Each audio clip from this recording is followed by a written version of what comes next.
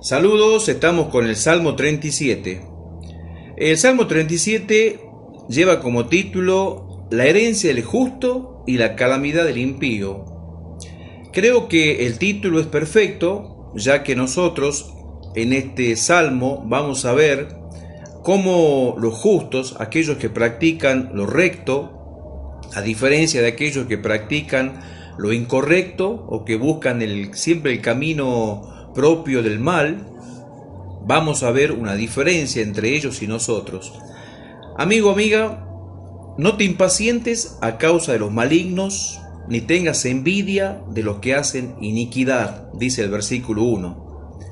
Y podemos ver acá, en este salmo, de que muchas personas, y a muchos cristianos les pasa eso, de que perdemos la paciencia al ver cómo muchas personas prosperan aún sin buscar a Dios. Y sabemos que no buscan a Dios porque nos damos cuenta por los frutos de esa vida. Sabemos que hay personas que andan en negocios turbios. Sabemos que hay personas que andan en negocios que son negocios de corrupción, negocios malos. Sabemos que andan haciendo fraude y viven del fraude, pero que sin embargo, a pesar de eso, ellos prosperan. Y como que nos agarra un poco de nostalgia, nos agarra un poco, no sé si de envidia, pero en cierta manera nos quedamos pensando y diciendo, ¿cómo puede ser que esta persona que no busca a Dios, no cree en Jesucristo, no cree en Dios Padre, ni tampoco cree en el poder del Espíritu Santo, ni lee la palabra, ni hace el bien a los demás, prospera? En cambio nosotros, que buscamos a Dios, que creemos en Jesucristo, que leemos la palabra, la estudiamos, nos esforzamos cada día, que buscamos el bien, que ayudamos a las personas, nos cuesta tanto salir adelante. Y esa situación nos trae a nosotros muchas veces a pensar que a veces vemos algo de injusticia en esta situación. Y vamos a ver en este salmo que realmente la injusticia no existe, porque Dios va a hacer justicia a través de su presencia hacia nuestras vidas. Amigo, amiga, cuando el creyente pone a Dios primero en todas sus cosas, el creyente logra entender y comprender que Dios es más que cualquier prosperidad económica. Hace un ratito, hace un momento, conversando con una persona conocida, me decía qué difícil que es deleitarse en Dios y poner a Dios primero, así como dice el versículo 4, deleítate a sí mismo en el Señor y Él te concederá las peticiones de tu corazón. Qué difícil que es deleitarte y poner a Dios como el deleite antes que las cosas materiales o los placeres. ¿Cuánto no nos gustaría salir de vacaciones, gastar mucho dinero y que el dinero nos sobre, ir cómodamente a un lugar, estar 15, 20 días en un lugar deleitándonos en los placeres de la carne, en los placeres de este mundo? Pero muchas veces comparamos eso con lo que significa, por ejemplo, deleitarnos en Dios. Porque Dios es un ser espiritual al cual no vemos, Dios es un ser espiritual al cual no podemos tocar ni palpar. En cambio, las cosas de este mundo, como por ejemplo ir a un lugar deleitoso, ir a un lugar lindo, como una playa, por ejemplo, a un río, a un camping, viajar por una ciudad extranjera, seguramente que nos va a traer deleites, porque, bueno, obviamente nos desconectamos de todo, nos desconectamos de la vida diaria, nos desconectamos de las tareas que hacemos todos los días y de las ocupaciones para sentir el deleite que esto ocasiona. Estar de viaje, pasear, comprarnos cosas, obtener cosas materiales, comprarnos casas, comprarnos autos, terrenos, y así, y así, y así, y así. E ir teniendo cosas que producen deleite material en nuestra vida o deleite corporal en lugar del deleite que pueda producir Dios. Ahora, ¿cómo hacemos nosotros para encontrar y para sustituir el deleite que nos da este mundo en lugar del deleite que nos da Dios. Bueno, seguramente para aquel que no busca a Dios va a ser muy difícil que encuentre el deleite en Dios. Pero nosotros tenemos que procurar por la fe y por la confianza en Dios, mediante una búsqueda diaria del Señor, mediante esforzarnos en nuestro corazón, de entenderlo a Dios y conocerlo cada día. Acuérdate que la Biblia dice que muchos fallan y erran en sus caminos por no conocer al Señor. Y conocer a Dios es el camino exacto, es el camino correcto para aprender a deleitarte en Dios, conocerlo. ¿Cómo se lo conoce al Señor? Bueno, la manera correcta de conocer a Dios es leyendo las Escrituras. Jesucristo dijo que las Escrituras daban testimonio de Él y que debíamos escudriñarlas. El cristiano o la cristiana que no quiere vivir una vida de desastre o una vida en la cual pueda decir mi vida se terminó, mi vida ya no tiene sentido, debe procurar leer la Escritura y encontrar en la palabra de Dios su deleite.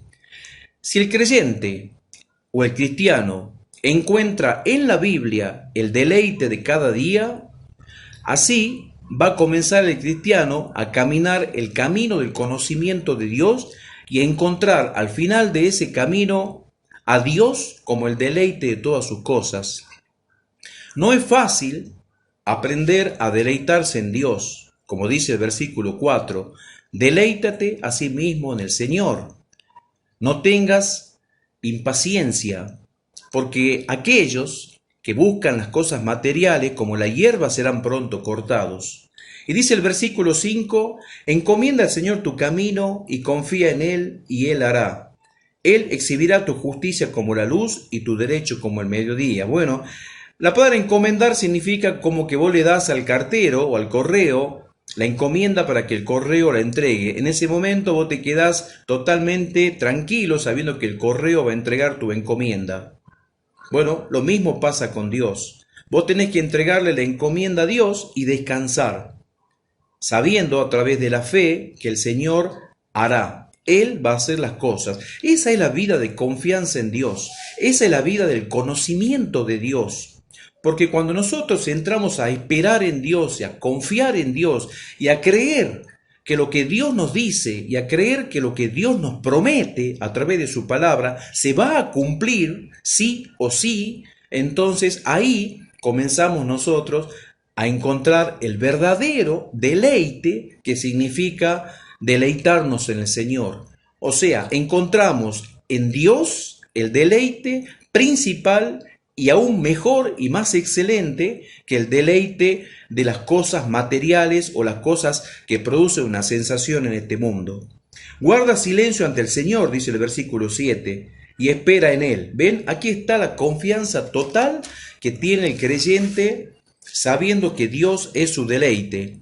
Dejamos la ira, dice el versículo 8, desechamos el enojo, no nos excitemos a hacer lo malo, porque muchas veces vemos que el otro prospera, el que tiene dinero, el que no busca a Dios prospera, y sin embargo, por ahí a veces nos ponemos mal, nos ponemos nerviosos y nos excitamos y queremos hacer lo malo muchas veces. Hacer lo malo es dejar de encontrar en Dios el deleite. Versículo 9, porque los malignos serán destruidos, pero los que esperan en el Señor, ellos heredarán la tierra. Pues de aquí a poco no existirá el malo, y observará su lugar y el malo no estará allí. Bueno, esto sí te lo puedo asegurar totalmente, amigo, amiga. Puede haber personas que te luchan, que por envidia quieren pelear contra ti y ellos quieren tener más que vos en la parte económica. Yo te lo puedo asegurar que esa gente que tiene esa actitud no busca a Dios. Y si no busca a Dios, no practica la justicia, no anda por caminos rectos. En cambio, nosotros sí, andamos por caminos rectos y caminos de justicia. Ellos son impíos, nosotros somos justos.